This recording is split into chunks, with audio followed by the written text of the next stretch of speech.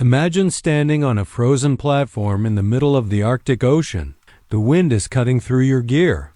The temperature is 30 below zero, and the only sound you can hear is a baby polar bear crying for a mother that will never come back. And then you hear it, a deep rumbling crack beneath your feet. The ice is breaking. What's going on, everyone? So, today I'm bringing you a story that honestly stuck with me for days after I first heard about it. This one has everything.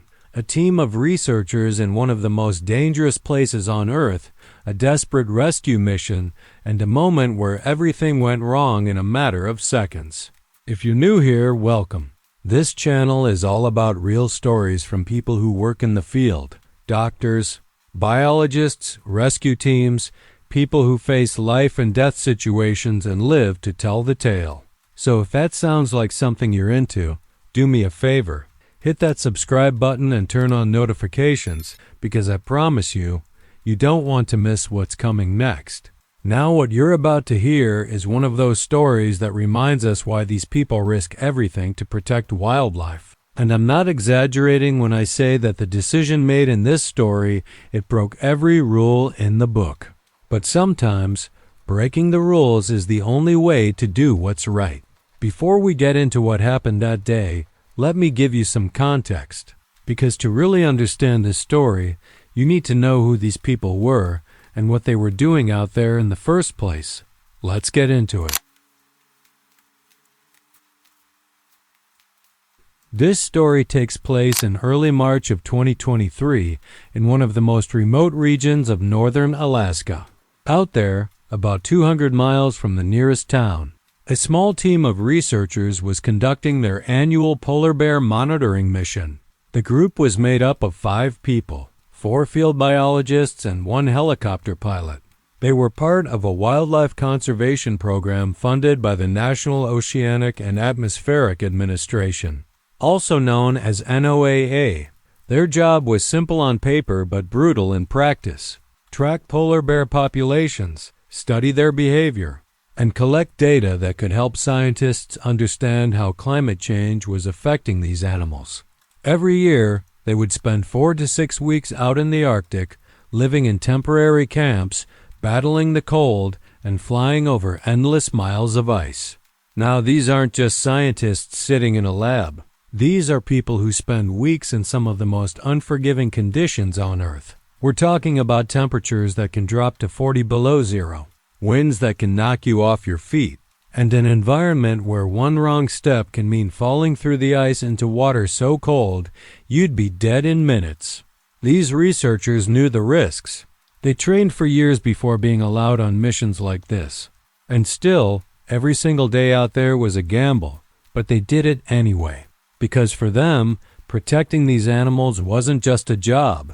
It was a calling, something they believed in with everything they had. The team leader was a woman named Dr. Sarah Chun. She was 42 years old, originally from Seattle, and had been studying Arctic wildlife for almost 2 decades. Sarah had seen it all: blizzards, equipment failures, close encounters with adult polar bears. She was calm under pressure, and her team trusted her completely. Then there was Dr. Marcus Webb, a 36-year-old biologist from Colorado. Marcus was the youngest senior researcher on the team, but what he lacked in years, he made up for in instinct. He had a reputation for making quick decisions in the field, sometimes risky ones, but decisions that often ended up saving the day. These two would play a critical role in what was about to happen. The rest of the team included Dr. Elena Vargas, a wildlife veterinarian from New Mexico, and James Okalek, an Inupiat guide who had grown up in the region and knew the land better than anyone. James wasn't a scientist, but his knowledge of the ice, the weather patterns, and the animals was invaluable. He could read the environment in ways that no amount of academic training could teach. And finally, there was the pilot, a guy named Rick Dawson. Rick was 51, a former Air Force helicopter pilot who had transitioned into civilian work after 20 years in the military. He had flown in war zones, rescued stranded climbers, and navigated some of the worst weather imaginable. If anyone could keep them safe up there, it was him. Their base camp was set up on a stretch of solid ground near the coast, about 3 hours by helicopter from the main research station. It was a modest setup, a few insulated tents, a portable generator, communication equipment, and supplies to last them 3 weeks. Every morning, the routine was the same. Wake up before dawn, check the weather conditions, review the flight plan, and prepare the helicopter for departure. They would fly for hours, scanning the ice below for signs of polar bears. When they spotted one, they would record its location, take photographs, and sometimes land nearby to collect samples or tag the animal for future tracking. It was exhausting, repetitive work, but it was also incredibly important. By March of 2023, the team had already been out there for about 2 weeks. They had documented over 30 polar bears, including several mothers with cubs. The data they were collecting was crucial. It showed that polar bear populations in the region were under severe stress. The ice was forming later each year and melting earlier. This meant less time for the bears to hunt seals, their primary food source. Many of the bears they observed were thinner than usual, a clear sign of malnutrition. The situation was getting worse every year, and the team knew it. They weren't just scientists collecting numbers. They were witnesses to a slow-motion catastrophe that most people would never see. On the morning of March 7th, the weather was unusually clear. The wind had died down overnight, and visibility was better than it had been in days. Sarah decided it was a good day to explore a section of ice they hadn't surveyed yet, a remote area, about 90 miles northeast of their camp. Rick fueled up the helicopter, and by 8 in the morning, the team was in the air. They had no idea that this flight would be different from all the others. No idea that in just a few hours, they would be faced with a decision that could cost them their lives. But that's how it always happens, isn't it? The most life-changing moments never come with a warning. And that brings us to the next part of this story. Because what they found out there on the ice that day, it wasn't just another data point. It wasn't just another bear to photograph and tag. What they found was a tiny polar bear cub, completely alone, crying out into the frozen silence. And the moment they saw it, they knew something was terribly wrong. The flight that morning started like any other. The helicopter lifted off from base camp just after 8, with Rick at the controls and the rest of the team strapped in behind him. The sky was a pale gray, the sun barely visible on the horizon, casting a cold, bluish light over the frozen landscape below. Sarah sat in the front passenger seat, scanning the ice with binoculars while Marcus and Elena reviewed their equipment in the back. James sat quietly by the window, watching the terrain with the kind of focus that only comes from a lifetime of living in these conditions. The mood was calm, almost routine. They had done this dozens of times before. Fly out, survey the ice, document what they found, and return before the weather turned. Nobody expected this day to be any different. For the first 2 hours, everything was uneventful. They spotted a few seals resting on the ice, and at one point, they saw an adult male polar bear walking slowly along the edge of a large ice sheet. They circled around, took some photographs, logged the coordinates, and moved on. It was the kind of quiet, productive morning they had grown used to. Around 10:30, Rick adjusted their course to head toward the northeast sector, the area Sarah had marked for exploration. The ice out there was more fragmented, broken up into smaller pieces separated by dark channels of open water. It was a sign of how unstable the region had become. The helicopter hummed steadily as they flew deeper into the frozen maze, everyone focused on the task at hand. It was James who saw it first. He leaned forward in his seat, squinting through the window, and pointed toward a small, isolated ice floe about half a mile ahead. At first, nobody understood what he was looking at. From that distance, it just looked like a patch of white against more white. But James insisted. Something was moving out there. Rick adjusted the helicopter's trajectory, descending slightly to get a better view. As they got closer, the shape became clearer. It was small, too small to be an adult bear. and it was moving erratically, stumbling around the edges of the ice floe as if it didn't know where to go. Sarah raised her binoculars and felt her stomach drop. It was a polar bear cub, alone, on a tiny piece of ice in the middle of nowhere. Now I need you to understand something. A polar bear cub alone? That's not just unusual. That's a death sentence. Polar bear cubs stay with their mothers for at least 2.5 years. During that time, they learn everything: how to hunt, how to survive the cold, how to navigate the ice. Without their mother, they have no chance. They can't hunt on their own. They can't defend themselves. And in an environment this harsh, they'll starve or freeze to death within days. So when Sarah saw that cub standing there by itself, she knew immediately that something terrible had happened. The mother was gone, and this baby was living on borrowed time. Rick brought the helicopter into a slow hover about 200 feet above the ice floe. From up there, they could see the full picture. The cub was tiny, probably only 4 or 5 months old. Its fur was matted and dirty, and even from the air, they could tell it was thin, way too thin. It was pacing in circles, stopping every few seconds to let out a sound that none of them would ever forget. A high-pitched vocalization, almost like a cry. It was calling for its mother over and over again, calling into the empty, frozen silence, waiting for a response that would never come. Elena, the veterinarian, covered her mouth with her hand. Marcus just stared, his jaw tight. Nobody said a word for what felt like a long time. Sarah grabbed the radio and started documenting the sighting, her voice steady but strained. She noted the coordinates, the approximate age and condition of the cub, and the fact that there was no adult bear anywhere in sight. James scanned the surrounding ice, looking for any sign of the mother, tracks, a body, anything. But there was nothing, just endless white and the dark, cold water between the ice sheets. The most likely explanation was that the mother had fallen through unstable ice while hunting, or had been separated from her cub during a storm and couldn't find her way back. Either way, the result was the same.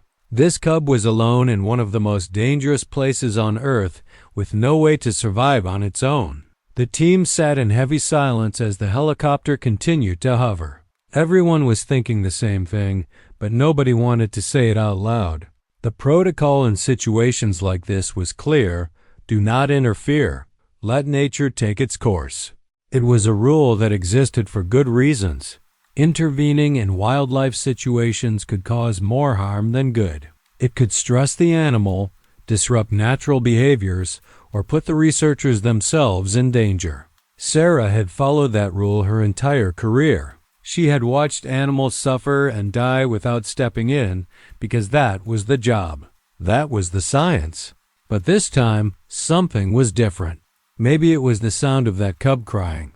Maybe it was the way it kept looking around, searching for something it would never find. Whatever it was, Sarah felt it deep in her chest. She turned to face her team, and without saying a word, she saw it in their eyes too. They weren't going to fly away. They weren't going to leave this cub to die. Not today. Sarah took a deep breath and looked at Rick. He already knew what she was about to ask. And as the helicopter began its descent toward the ice, every single one of them understood that they were about to cross a line they could never uncross. But some lines are meant to be crossed, and some rules are meant to be broken. The helicopter hovered in place, the rotors beating a steady rhythm against the frozen air. Inside the cabin, the team sat in tense silence, each of them processing what they had just seen. Sarah was the first to speak. She asked Rick to hold their position for a few more minutes while they figured out what to do. Her voice was calm, but everyone could hear the weight behind her words. This wasn't a simple decision. This wasn't something they could just act on without thinking it through. Because the moment they decided to intervene, they would be stepping into territory that none of them had ever entered before. And once they crossed that line, there would be no going back. And this is where things get complicated. Because what do? Follow the rules and watch an innocent animal die? Or break protocol and risk your own life? That's the question that was hanging in the air inside that helicopter. The official guidelines from NOAA were crystal clear. Researchers were not supposed to interfere with wildlife unless there was a direct human cause for the animal's distress. A cub orphaned by natural causes, as tragic as it was, did not qualify for intervention. The reasoning behind this rule made sense on paper. Nature is brutal. Animals die. And if scientists started rescuing every animal in trouble, they would disrupt the natural balance of the ecosystem. But when you're up there, looking down at a helpless baby animal crying for its mother, that logic starts to feel pretty hollow. Marcus was the first to say what everyone was thinking. He looked at Sarah and said, very simply, that they couldn't leave. Not this time. Elena nodded in agreement, her eyes still fixed on the cub below.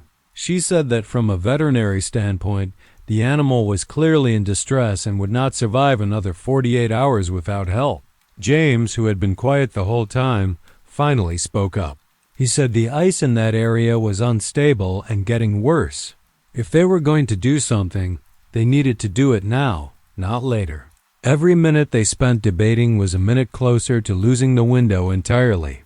The pressure was building, and Sarah could feel it pressing down on her chest like a physical weight.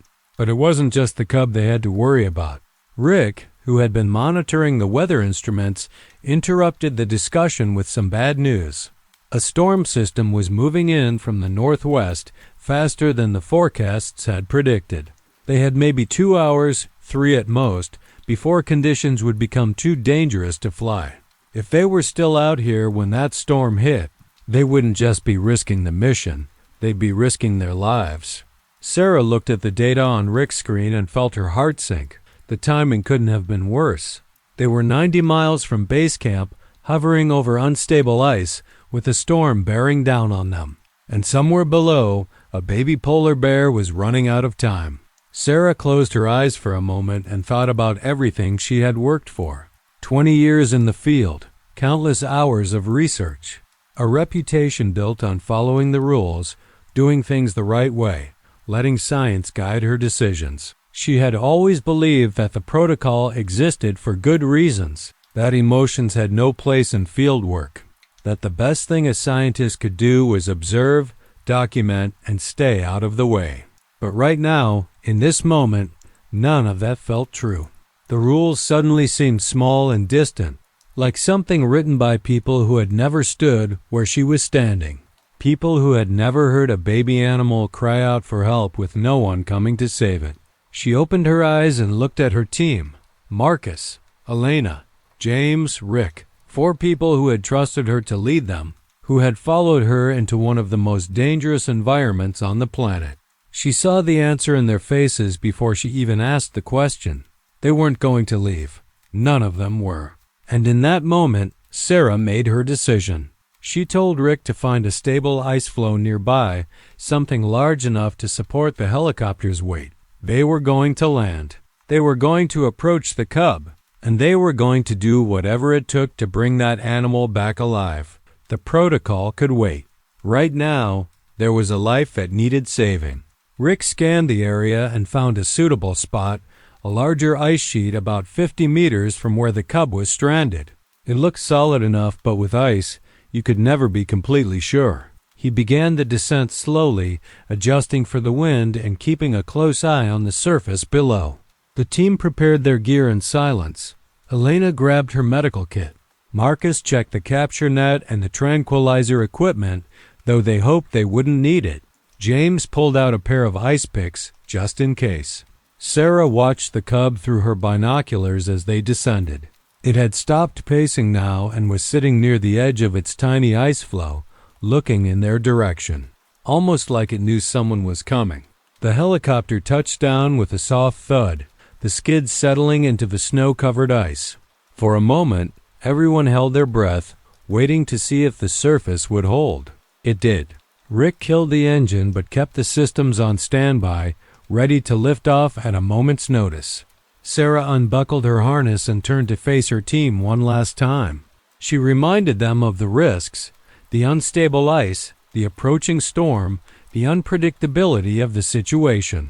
She told them that if anyone wanted to stay behind, there would be no judgment, but no one moved. No one hesitated. They were all in.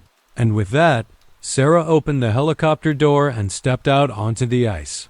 The cold hit her like a wall, but she barely noticed. Her eyes were fixed on the tiny figure in the distance, still sitting there, still waiting.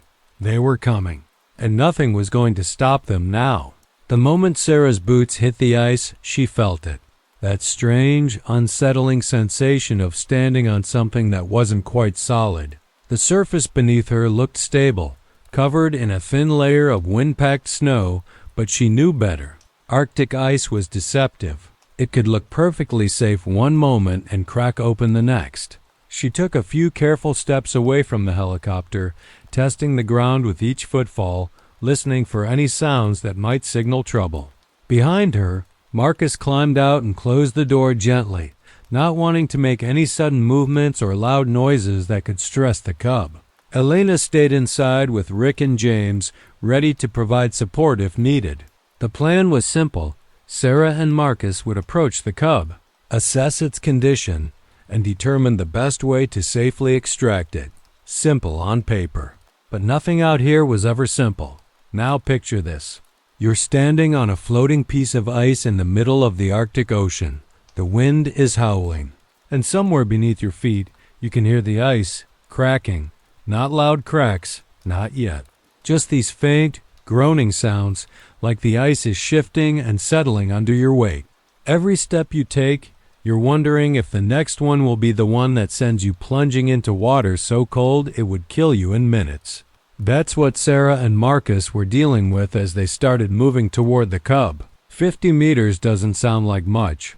In normal circumstances, you could cover that distance in less than a minute. But out here, every single step had to be calculated. Every single movement had to be deliberate, because one wrong step could end everything. The wind was relentless. It came in sharp, biting gusts that cut right through their insulated gear and made their eyes water behind their goggles. Sarah estimated the wind chill was somewhere around 50 below zero. At that temperature, exposed skin could develop frostbite in less than 5 minutes. She pulled her face covering tighter and pressed forward, keeping her eyes fixed on the small white figure in the distance. Marcus walked beside her, carrying a lightweight rescue stretcher and a thermal blanket. They had discussed sedating the cub if necessary, but Elena had advised against it. The animal was already weak, and sedation could put too much stress on its system. They would have to do this the hard way. Approach slowly, gain the cub's trust, and hope it was too exhausted to put up a fight. As they got closer, the gap between the two ice floes became visible. It was about 3 meters wide, filled with dark, slushy water that moved slowly with the current beneath it. The cub was on the other side, on a piece of ice that couldn't have been more than 10 meters across. It was barely big enough to hold the animal, let alone support the weight of 2 adult humans. Sarah stopped at the edge and studied the gap, trying to figure out how they were going to cross. There was no way to jump it safely, not with the equipment they were carrying. They would need to find another way around, or somehow bridge the distance. Marcus pointed to the left, where the 2 ice sheets seemed to curve closer together. It wasn't ideal, but it was their best option. They made their way along the edge of their ice floe, moving carefully and staying low to distribute their weight.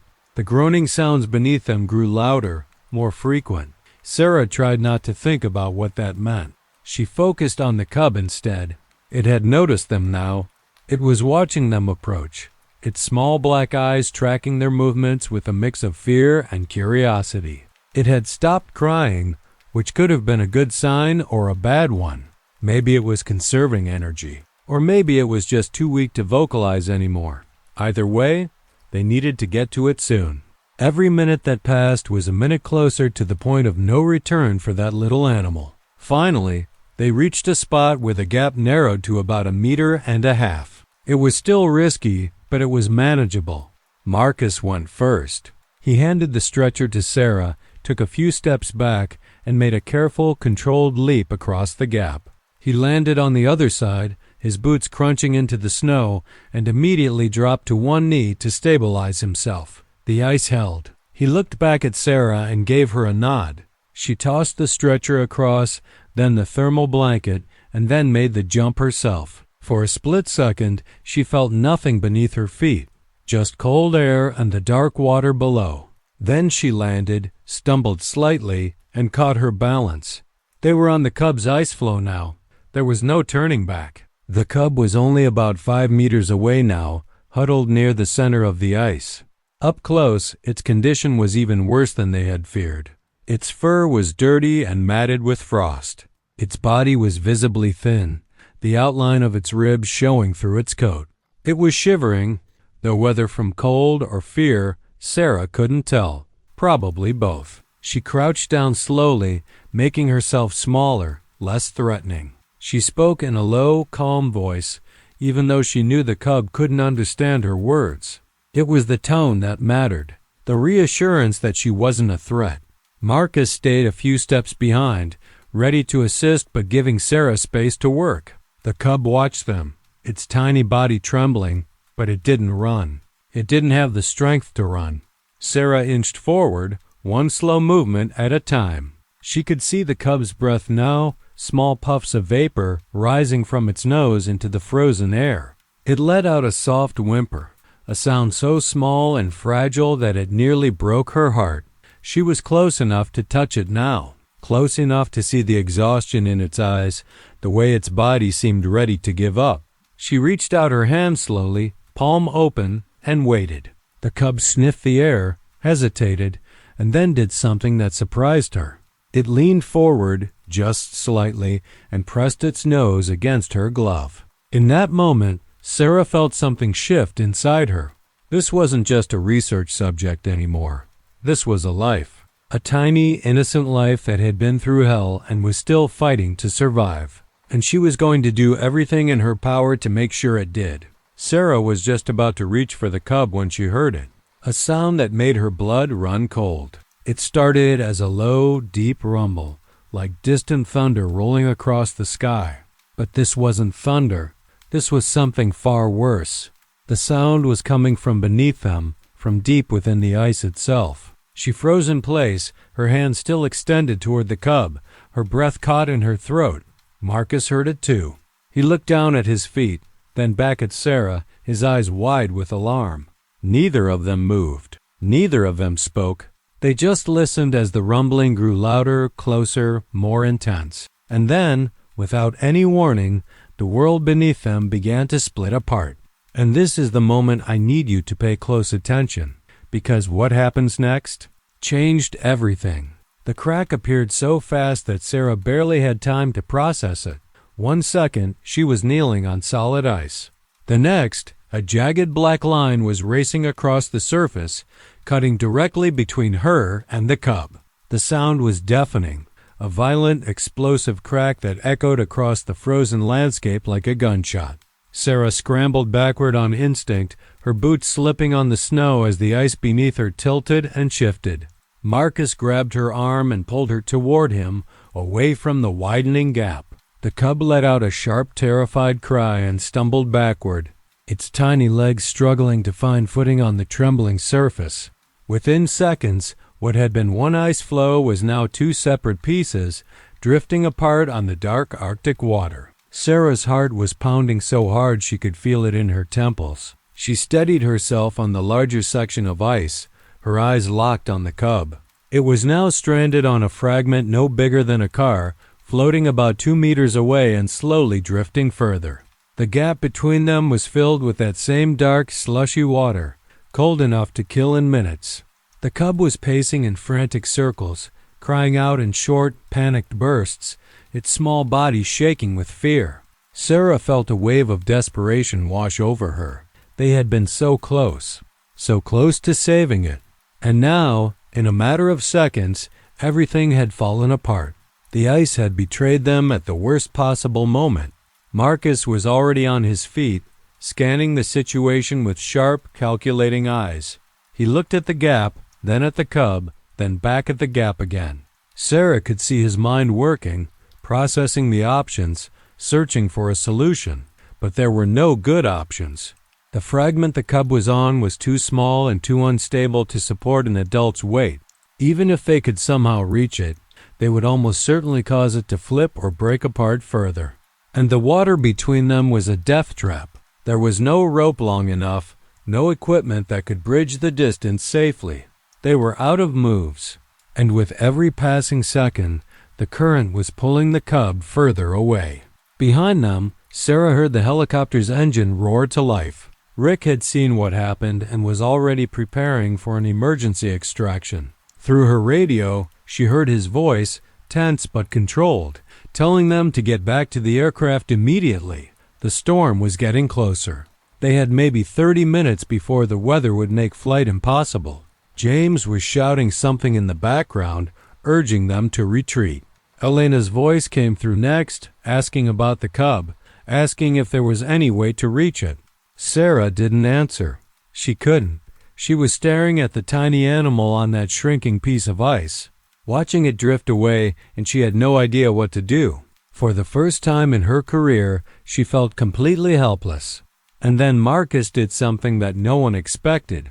Without a word, without hesitation, he dropped the rescue stretcher, took 3 quick steps toward the edge of the ice, and jumped. Sarah screamed his name, but it was too late. He was already in the air, his body arcing over the dark water, his arms reaching forward toward the fragment where the cub was stranded.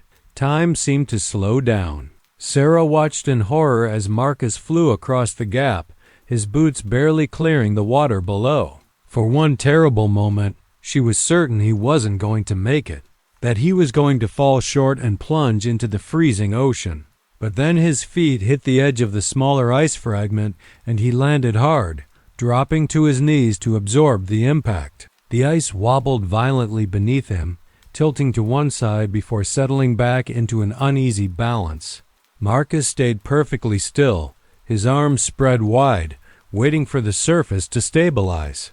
The cub had retreated to the far edge of the fragment, as far from him as it could get, its eyes wild with fear. But it didn't matter. Marcus was there now. He was on the same piece of ice as the animal. Sarah stared at him in disbelief, her hands trembling, her mind racing. He had just risked his life on a split-second decision, a decision that could have killed him. And now he was stranded on a tiny, unstable platform of ice, drifting further from safety with every passing second, holding the fate of that cub in his hands. Sarah grabbed her radio and called Rick, her voice shaking but urgent. She told him what had happened, told him that Marcus was on the fragment with the cub, told him they needed an aerial extraction immediately. Rick's response was grim. He said he could see them from the helicopter. He said he was going to try to reposition for a rescue, but the conditions were getting worse by the minute. The wind was picking up, and the storm front was visible on the horizon now, a dark wall of clouds moving toward them with terrifying speed. They had minutes, not hours. Whatever they were going to do, they needed to do it now. Sarah looked at Marcus across the water, saw him slowly inching toward the cub, and prayed that somehow, against all odds, they were going to make it out of this alive. Marcus knelt on the unstable ice, his body perfectly still, his eyes fixed on the cub just a few feet away. The fragment beneath him was rocking gently with the motion of the water, every small movement threatening to tip him into the freezing ocean. He could feel the cold seeping through his gloves, through his knees, through every layer of protection he had. But he couldn't think about that now. He couldn't think about the danger, the storm approaching, or the fact that he had just made the most reckless decision of his life. All that mattered was the tiny animal in front of him, trembling and terrified, pressed against the far edge of the ice as if trying to disappear into it. Marcus took a slow breath, steadied himself, and began to inch forward, one careful movement at a time. The cub watched him with wide, frightened eyes, but it didn't try to run. There was nowhere for it to go. Marcus spoke to it softly, the same way Sarah had, keeping his voice low and calm despite the chaos around them. He told the cub it was going to be okay, that he wasn't going to hurt it, that he was there to help. The words didn't matter, of course. The cub couldn't understand them, but the tone, gentle, reassuring, steady, seemed to have an effect. The animal's trembling slowed just slightly. Its ears, which had been flattened against its head, relaxed a fraction. Marcus kept moving, kept talking, kept closing the distance between them inch by inch. And then, finally, he was close enough to reach out and touch it. He moved slowly, extending his hand the same way Sarah had done earlier. The cub flinched but didn't pull away. Marcus could feel its breath on his glove, warm and rapid, its small body radiating fear. He waited, giving the animal a moment to adjust, and then gently placed his hand on its back. The cub let out a soft whimper but stayed still. Marcus felt a surge of relief mixed with urgency. He had made contact. Now he needed to secure the animal and figure out how the hell they were going to get off this shrinking piece of ice. He carefully wrapped his arms around the cub, lifting it against his chest. It was lighter than he expected, way too light for a cub its age. The animal squirmed weakly for a moment, then seemed to give up, pressing its face into Marcus's jacket as if seeking warmth and protection. Back on the larger ice floe, Sarah was coordinating with Rick over the radio. The helicopter had lifted off and was repositioning, trying to find an angle for extraction. But the conditions were deteriorating rapidly. The wind had picked up to dangerous levels, gusting hard enough to push the aircraft sideways with each burst. Rick's voice crackled through the radio, tense and strained. He said he was going to attempt a low hover over Marcus's position, but it was going to be risky. The ice fragment was too small and unstable for a landing. They would have to lower a rescue line and pull Marcus and the cub up while the helicopter hovered in place. It was a maneuver that required incredible precision. And in these conditions, the margin for error was almost non-existent. Sarah watched as the helicopter swung around and began its approach. It came in lower than she had ever seen Rick fly in conditions like these. The rotor wash kicked up a blizzard of snow and ice particles, reducing visibility to almost nothing. She could barely see Marcus through the white chaos, but she could make out his figure, crouched on the ice, clutching the cub against his chest. The helicopter descended until it was hovering just 20 feet above him, the sound of the rotors deafening, the wind from the blades threatening to knock him off balance. James appeared in the open door of the aircraft, a rescue harness in his hands, shouting something that was lost in the noise. He tossed the harness down, the line unspooling through the air toward Marcus. Marcus saw the harness land on the ice a few feet away. Still holding the cub with one arm, he reached out and grabbed it, pulling it toward him with desperate urgency. Getting into a rescue harness with one hand while holding a terrified animal was nearly impossible. But Marcus didn't have a choice. He managed to loop the main strap around his torso, securing it under his arms. Then wrapped the cub tighter against his chest and gave James a thumbs up. James relayed the signal to Rick and the line began to retract. Marcus felt his feet leave the ice, felt himself rising into the air, spinning slightly in the rotor wash. The cub let out a cry of fear, its small claws digging into his jacket, but Marcus held on. He held on like his life depended on it, because it did. The next 30 seconds felt like an eternity. Marcus dangled beneath the helicopter, buffeted by wind, clutching the cub with every ounce of strength he had left. Below him, the ice fragment he had been standing on moments ago cracked and broke apart, disappearing into the dark water. If they had been even a minute slower, he would have gone down with it. James and Elena reached out from the helicopter door, grabbing Marcus's arms and pulling him inside. He collapsed onto the floor of the cabin, gasping for breath, the cub still pressed against his chest. Elena immediately took the animal, wrapping it in a thermal blanket and checking its vitals. Sarah climbed in behind them, her face pale but determined, and slammed the door shut. Rick didn't waste a second. He pulled up on the controls and the helicopter banked hard, racing toward base camp as the storm closed in behind them. Against all odds, they did it. But the story doesn't end here. Inside the helicopter, the mood was a strange mix of relief and exhaustion. Marcus lay on his back, staring at the ceiling, his body shaking from the cold and the adrenaline. Elena worked on the cub, her hands moving quickly and efficiently as she assessed its condition.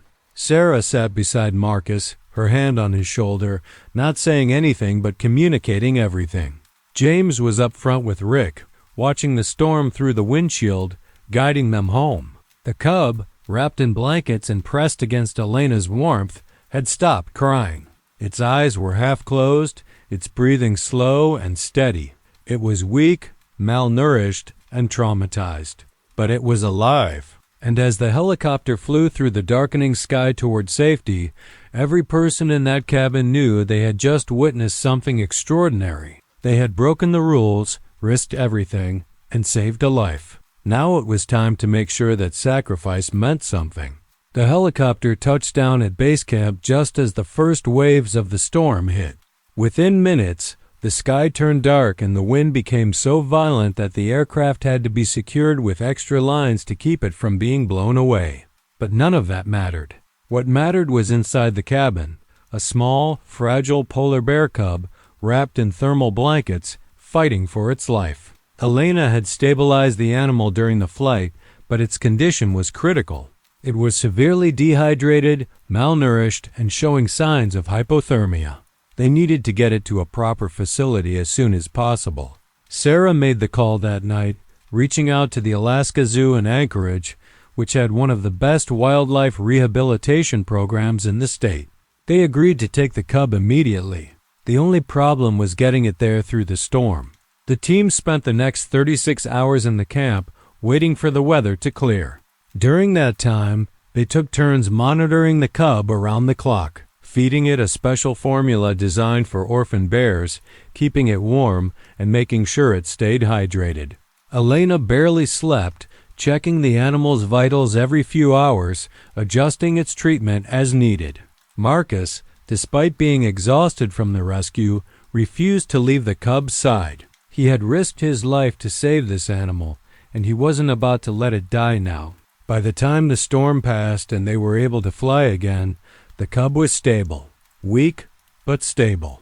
It was the first real sign that maybe, just maybe, this little fighter was going to make it after all.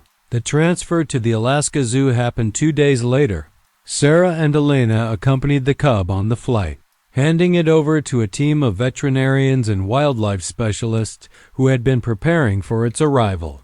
The facility had a dedicated rehabilitation center for orphaned Arctic animals, complete with climate-controlled enclosures, specialized nutrition programs, and round-the-clock care. The cub was placed in a quiet, isolated unit where it could recover without stress. The vets ran a full battery of tests and confirmed what the team had suspected. The animal was about 5 months old, male, and had been without food for at least a week before being rescued. It was a miracle he had survived as long as he did. But polar bears are resilient creatures. And this one, it turned out, was a fighter. Over the following weeks, the cub began to recover, slowly at first, then with increasing strength and energy. He started eating on his own, gained weight, and began showing the curious, playful behavior typical of healthy polar bear cubs. The staff at the rehabilitation center grew attached to him, as staff always do with animals they care for. They needed to give him a name, something to call him other than the cub or the orphan. After much discussion, they settled on Coda, a name derived from the word friend in the language of the Dakota Sioux people. It felt fitting. This little bear had found friends when he needed them most, people who had refused to abandon him even when every rule told them to walk away. Coda became a symbol of hope, not just for the team that rescued him, but for everyone who heard his story. Months passed. Coda grew stronger, bigger, more confident. The rehabilitation team worked with him every day, teaching him the skills he would need to survive in the wild, how to hunt, how to navigate ice, how to be a polar bear without a mother to guide him. It was a long and difficult process, but Coda proved to be a quick learner. By the time autumn arrived, he had transformed from a frail, crying cub into a healthy young bear ready to face the world on his own. The decision was made to release him back into the wild before winter set in. A location was chosen, a remote stretch of coastline in northern Alaska, far from human activity, with a healthy seal population and stable ice formations. It was the best possible place for him to start his new life. The day of Coda's release was emotional for everyone involved. Sarah, Marcus, Elena, and James all made the trip to witness it. Even Rick came, though he pretended he was just there to fly the helicopter. They transported Coda in a specialized crate, sedated lightly for the journey, and set him down on a wide, snow-covered beach overlooking the Arctic Ocean. When they opened the crate, Coda hesitated for a moment, sniffing the air, taking in his surroundings. Then, without looking back, he walked out onto the snow, his paws leaving fresh prints in the white powder. He moved slowly at first, then faster, heading toward the water's edge. The team watched in silence as he disappeared into the frozen landscape, a small white figure swallowed by an endless white world. He was home. Stories like this remind us that nature is fragile, and sometimes it takes a few brave people breaking the rules to make things right. The Arctic is changing. The ice is melting faster than scientists ever predicted. Polar bears are losing their habitat, their food sources, their ability to survive. Every year, more cubs like Coda are orphaned, more families are torn apart, more lives are lost to a crisis that most of the world refuses to see. But there are people out there fighting for them. Scientists, researchers, conservationists, ordinary people doing extraordinary things because they believe that every life matters. Sarah, Marcus, Elena, James, Rick. They didn't save the entire species that day, but they saved one, and sometimes that's enough. Sometimes saving one life is the most important thing you can do.